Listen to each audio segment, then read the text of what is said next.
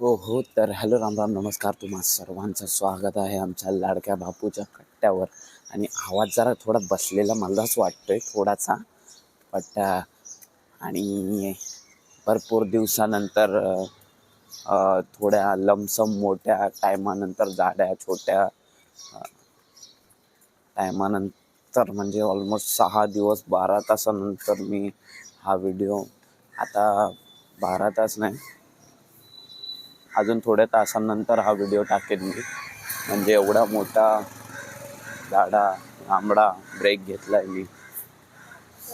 आणि हा ब्रेकला भरायसाठी आता कंटिन्यू व्हिडिओ टाकायला लागतील आणि त्यासाठी मेहनत करायची. आता ना बघूया किती व्हिडिओ टाकतो या हप्त्यामध्ये आज. आणि असं पण नाही फक्त व्हिडिओ टाकायलाच एवढा गॅप झाला आहे, जिमला पण जायला भेटलं नाही एवढे दिवस. भेटलं नाही असं नाही भाई यार, भेटलं म्हणजे असं तू डायरेक्ट त्याच्यावर टाकू नको. असं कोणाला बनवायचं आहे, स्वतःलाच बनवतो. दुसऱ्याला बनवत असेल तर विषय वेगळा आहे, तू स्वतःलाच बनवतोय मग त्याचा काय अर्थ.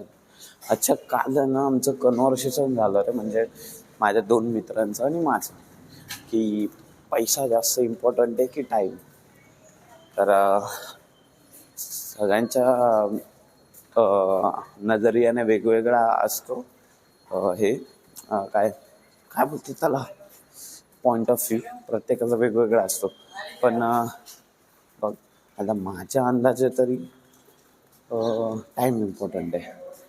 जर आपण टाईमच नाही दिला तर पैसा येणार कुठून, आहे ना. आणि तर माझा मित्र बोलत होता की अरे पैसा इम्पॉर्टंट आहे. पण पैसा इम्पॉर्टंट आहे तो आम्ही त्याला समजावतोय की पैसा टाईम दिला नाही. आता तू जर एक उदाहरण देतो, आता तू जर एक दिवस अख्खाच्या दिवस म्हणजे काय 9 to 5 काय असेल ते जॉब करतो. अरे बाबा, हे कोणतं तर नवीनच आहे रे.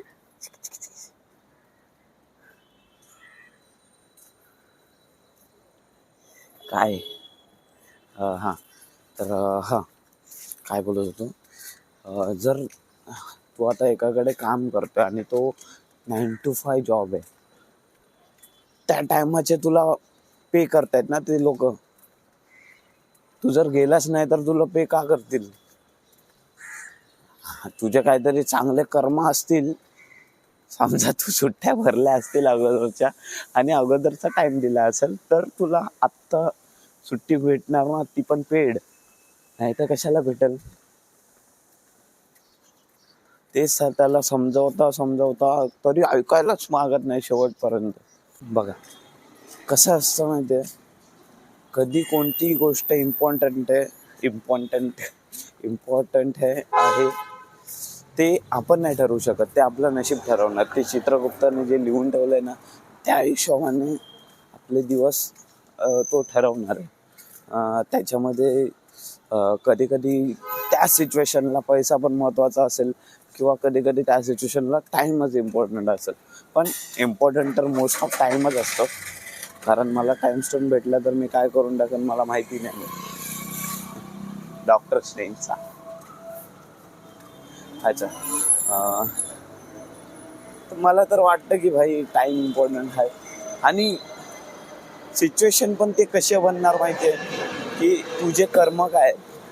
तू आता समजा तू माझ्यासाठी काय केलंय, त्या हिशोबाने मी ठरवणार की तुम्हाला फोन केला, अरे यार अर्जंट काम आहे, 1 तासासाठी. जर तो टाईम 1 तास किंवा त्यापेक्षा कमी, किंवा त्या सिच्युएशनला मला जी गरज असेल ती त्याने केली असेल आधी पास्टमध्ये, तर मग मी आत्ता मदत करू शकतो ना त्याला, की हा मन लागेल की हा भाई त्याने केलेलं त्या टायमाला, तर आपण पण केलं पाहिजे या टायमाला, जाऊ शकतो. असं हे गिव्ह अँड टेक आहे रे. तू जेवढं घेतोय तेवढं तुला द्यायचं आहे कधी पण, कोणत्या पण वेळी असू दे. तुझे चांगले दिवस पण तेवढे असणार, वाईट दिवस पण तेवढे असणार. ॲक्च्युली खरं तर वाईट दिवस थोडे कमी असतात, चांगले नाही असं काय नाही, सेमच आहे. जरा जास्त विचार करून. ब्रो तुम्हाला एक आहे ना जिम मधला इन्सिडेंट सांगायचा होता. हे भरपूर टायमापासून होत आहे, पण आज माझ्या म्हणजे डोक्यात आज आलं, माझी बल्ब आज पेटला डोक्यातला. तर कसं असतं माहिती आहे, हे फक्त तुम्हाला गरीब जिममध्येच दिसेल. गरीब नाही, नॉर्मल म्हणजे हाय क्लास वगैरे असतात त्या अलग जिम असतात. त्यांच्यामध्ये सगळे प्रोफेशनल वगैरे राहतात. त्यांची गाणी पण आपल्या बर्डवर नाही तर मग कशावर चालू असतात, किंवा ते जिममध्ये पण चालू असतात, पण कोणाचं लक्ष नसतं म्हणजे एकमेकांवर किंवा त्या गाण्यांवर. ते गाणी कशासाठी ऐकतात की आहे ना, एनर्जेटिक वाटावं म्हणून, त्यासाठी. पण आमच्या इकडे असं नसतं. आमच्या जिममध्ये आमच्या जिममध्ये कसं की आहे ना, आता समजा मी माझ्या मोबाईलवर आणि आमच्याकडे स्पीकर नसतो, स्पीकर नाही की काय नाही. कधीतरी वर्षामधून एकदा दोनदा स्पीकर आला नशिबाने, ते तर. आज तर आमच्या इकडच्या एका पोराने आहे ना स्वतः कंटाळून, मला वाटतं स्वतःच घरून एवढा मोठा स्पीकर घेऊन आलेला. बोल भाई काय डेडिकेशन आहे गाणं ऐकायचं. मी नाही एवढं करू शकलो असतो रे. मला ते हे बर्ड घेऊन मी यायला पण कंटाळा येतो खिशामधून. पण भाई दम आहे भाई, एवढा मोठा स्पीकर घेऊन येणं, जिममध्ये येणंच एवढं मोठं आहे की तू स्पीकर काय तू चड्डी घालून आला तरी ते लई मोठी गोष्ट आहे. तर ना आमच्या या जिममध्ये ना, साध्या जिममध्ये कसं असं माहिती आहे, आता मी एक गाणं लावलं, समजा ऋतिक रोशनचं गाणं लावलं, हैला हैला हुआ हुआ चल, तर त्या गाण्यावर ऐकता एवढी डिबेट होते ना सगळ्यांची की आहे ना, ते गाणं कधी झालेलं, कधी बनलेलं, काय कोणाचा ऋतिक रोशनचा पहिला पिक्चर होता का कितवा पिक्चर होता, सगळी डिटेल म्हणजे ज्याला जे माहिती असतं ना ते सगळं तो सांगत राहतो ते गाणं संपेपर्यंत. त्यानंतर कोणतं दुसरं, समजा आनंद दिघेचं गाणं लागलं साहेबांचं, आपलं कोणतं आई जगदंबे, आज तर त्याच्यावर डिबेट झाली सगळ्यांची की अरे म्हणजे त्यांनी एवढं केलं, त्यांनी हे केलं, त्यांनी ते केलं, त्यांनी असं मर्डर केलं, असं काय जे ज्यांना माहिती आहे ते आपली माहिती सांगतात. चालाय ना, आधी या गोष्टींवर एवढं लक्ष दिलं असतं तर माझे स्कूलचे प्रोजेक्ट एवढे भारी झाले असते यार. किती माहिती लिहायला भेटली असते मला. पण त्यावेळी छोटा बच्चा शिव होतं ना, मग त्यावेळी लक्ष नाही दिलं.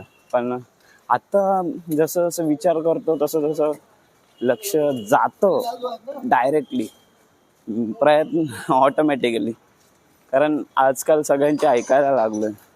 आजकाल नाही म्हणजे जसं जसं मोठं होतं तसं सगळ्यांचं ऐकून घेणं पण महत्त्वाचं वाटतंय. डायरेक्ट बोलणं पण